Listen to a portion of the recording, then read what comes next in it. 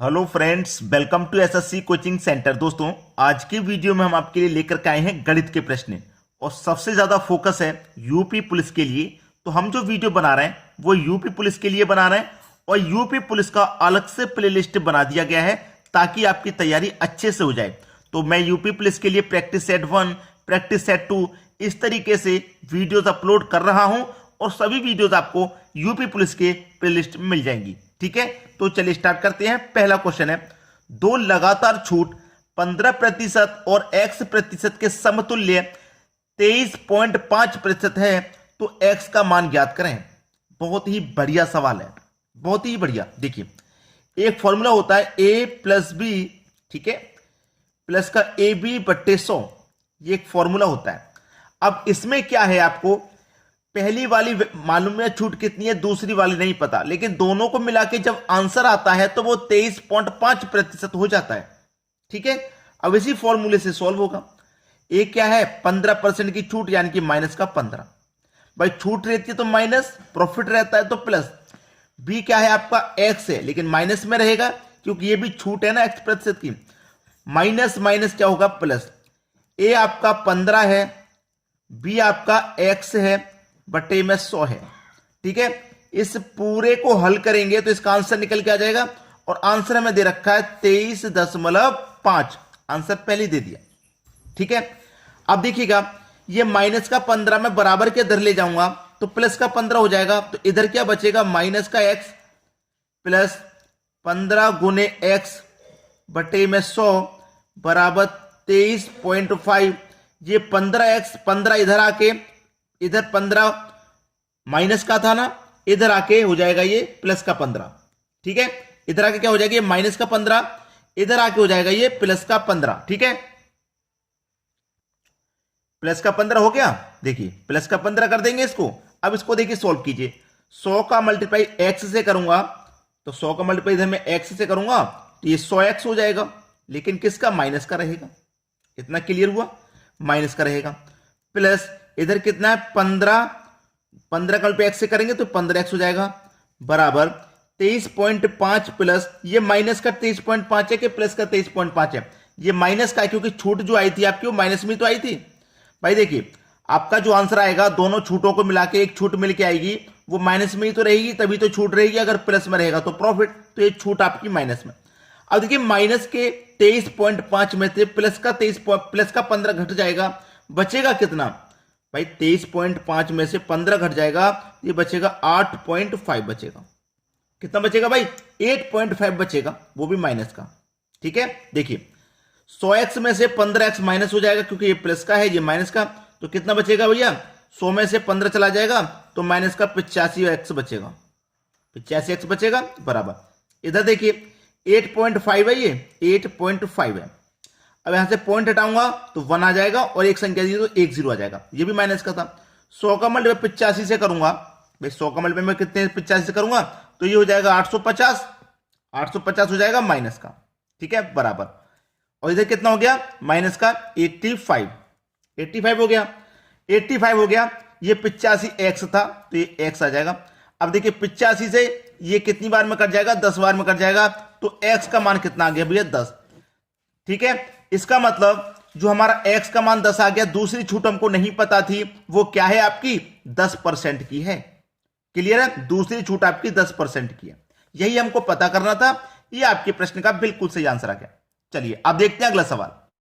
अगला सवाल है, किसी वस्तु पर दो क्रमांगत छूट 10% व 20% है तो किस एकल छूट के बराबर है। फॉर्मूला वही a प्लस बी प्लस का ए बी बट्टे 100। ठीक है, a की वैल्यू 10, अब छूट रहता है तो माइनस की वैल्यू रहती है, b भी छूट रहेगा तो कितना भैया 20, माइनस माइनस प्लस होता है। a की वैल्यू 10, b की वैल्यू 20 बट्टे में कितना 100। अब 2 जीरो से 2 जीरो कटा देंगे, 2 का मल्टीप्लाई 1 से करेंगे तो 2 हो जाएगा। माइनस का 10 माइनस का 20 मिलकर के माइनस का 30 और ये प्लस का कितना आ जाएगा 2, तो माइनस के 30 में से प्लस का 2 घटेगा तो माइनस का 28। अब माइनस माने का मतलब क्या है भाई, 28% की छूट है, यही है आपका सही जवाब। ठीक है, चलिए अब देखते हैं अगला सवाल। अगला प्रश्न है, मूलों का योगफल -7 और गुणनफल 12 है तो समीकरण ज्ञात करें।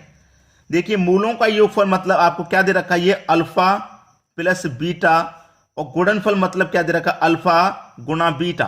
ठीक है, तो देखिए इसके लिए क्या समीकरण बनता है, x square minus alpha plus beta two x plus alpha into beta बराबर 0।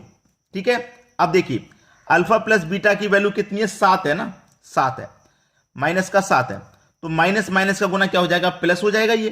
ठीक है, प्लस हो जाएगा, तो एक्स स्क्वायर माइनस माइनस का गुना प्लस, यानी कि प्लस का 7 और 7 का गुना एक्स से हो जाएगा, तो ये 7x हो जाएगा। ठीक है, 7x, बीच में प्लस का साइन, दोनों का मल्टीप्लाई कितना है, 12 है, तो यहां आप 12 लिख देंगे बराबर 0। बस यही हो गया आपका आंसर, यही क्या हो गया, आपके प्रश्न का सही जवाब हो गया। चलिए अब देखेंगे अगला सवाल।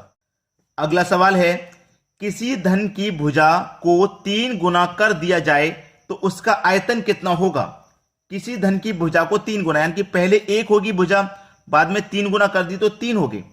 ठीक है, उसका आयतन कितना होगा, यानी कि भुजा का आयतन, ये भी भुजा है और ये भी भुजा है, इसका आयतन पूछ रहा है। आयतन का मतलब क्या होता है, घन, यानी कि हम इसका भी घन कर दें और इसका भी घन कर दें, तो 1 का घन करेंगे 1 ही रहेगा, 3 का घन करेंगे 27 हो जाएगा।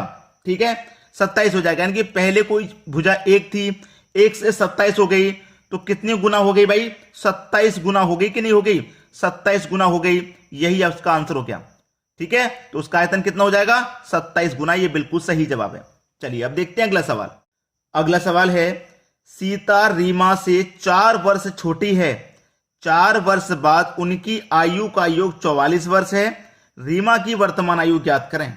अच्छा सवाल है ये, बेहतरीन सवाल बोलेंगे इसको। देखिए आपसे क्या कहा गया है, सीता और रीता, सीता प्लस रीता की आयु का योग कितना है भाई, 44 वर्ष, लेकिन ये 4 वर्ष बाद का है ना 44 वर्ष, 4 वर्ष बाद उनकी आयु का योग 44, ये 4 वर्ष बाद का है।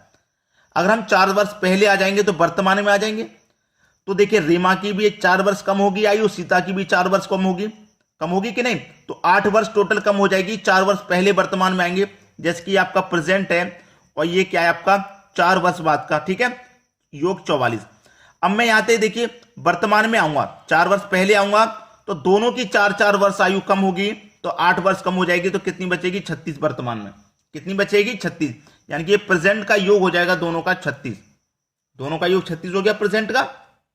ठीक है, अब आपसे ये कहा गया है कि सीता रीमा से 4 वर्ष छोटी है, सीता रीमा से छोटी है 4 वर्ष, सीता जो है रीमा से छोटी है, तो मैंने घटा दिया, कितनी छोटी है, 4 वर्ष छोटी है। अब इसको सॉल्व कर लीजिए, देखिए रीमा और रीमा 2 रीमा हो जाएगा, ये प्लस की सीता माइनस की सीता कट जाएगा, 36 और 4 40 हो जाएगा, 2 से 40 कट जाएगा 20 बार में, रीमा की वैल्यू कितनी आ गई, 20, ये आपका आंसर आ गया। रीमा की वर्तमान आयु क्या है, 20 वर्ष है, ये बिल्कुल सही जवाब है। चलिए अब देखेंगे अगला सवाल। अगला सवाल है, एक संख्या का 1/3 उसी संख्या में जोड़ने पर 12 आता है तो वह संख्या ज्ञात कीजिए।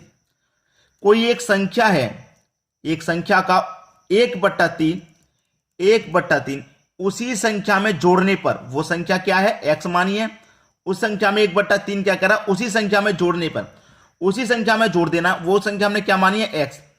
ठीक है, यानी कि कोई संख्या है उसका 1/3 उसी संख्या में जोड़ दें, वो संख्या हमने x मानी थी उसी में जोड़ दें। ठीक है, जोड़ने पर 12 आता है, 12 आता है। अब इसको सोल्व कर लीजिए। ठीक है, 3 का मल्टीप्लाई x में करूंगा 3x, 3x में एक x जोड़ दूंगा तो 4x हो जाएगा, 4x बराबर, और 3 का मल्टीप्लाई 12 से कर देंगे तो 12 गुने 3, 4x बराबर 12 त्रिक 36, 4 निम 36 कट जाएगा, तो x की वैल्यू कितनी आ जाएगी, 4, तो वह संख्या क्या है, 9 हो जाएगी। ये आपके प्रश्न का बिल्कुल सही। ठीक है, x की वैल्यू कितनी हो गई, 9। चलिए अब देखते हैं अगला सवाल। अगला सवाल है, चक्रवृद्धि ब्याज की किस वार्षिक दर पर 20,000 का 2 वर्ष का मिश्रधन 24,200 हो जाएगा। देखिए धन कितना है, 20,000, हो कितना जाएगा भैया, 24,200 हो जाएगा।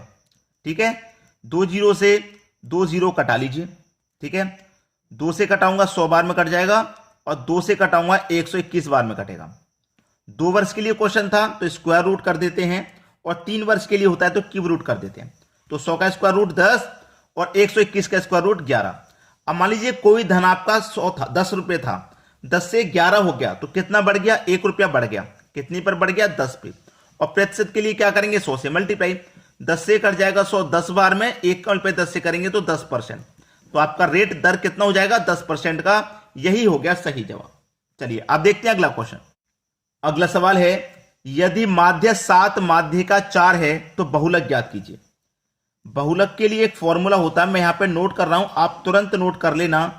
3 इंटू माध्य का, 3 इंटू माध्य का, ठीक है, माइनस का 2 इंटू माध्य।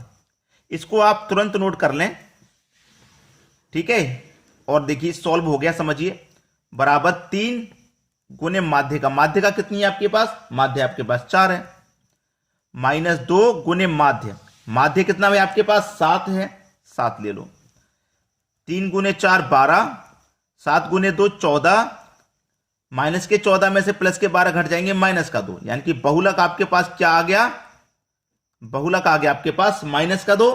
यही हो गया आपके प्रश्न का बिल्कुल सही जवाब। तो दोस्तों आज की वीडियो में इतना ही, ठीक है। हम आपके लिए ज्यादा समय नहीं लेते हैं, कोई भी क्वेश्चन कराने में अगर 5 सेकंड या 10 सेकंड में होगा उतना ही, जरूरी नहीं है 4 मिनट 5 मिनट बताओ, नहीं, टाइम नहीं खर्च कराते हम आपका। लेकिन हम आपसे एक बात जरूर कहते हैं कि वीडियो अगर पसंद आए तो शेयर कर दिया करें, ठीक है दोस्तों। धन्यवाद।